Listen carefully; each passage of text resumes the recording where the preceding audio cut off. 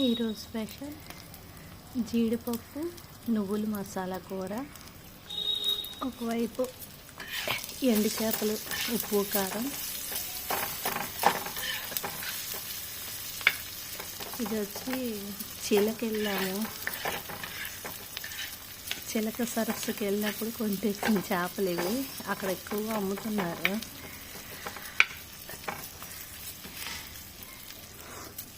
దీనికి ఇది మసాలా నువ్వులు, ఒక 2 కాశ్మీరీ మిర్చి, మిగతా కారం సరిపోయినట్టు మామూలు మిర్చి, వెల్లుల్లి, ఎర్రుల్లి. దీన్నే నువ్వుల మసాలా కూర అంటాము.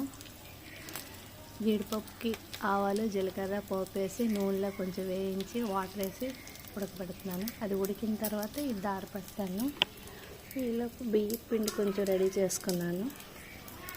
అది కూడా పెడితే కొంచెం చిక్కగా వస్తుంది.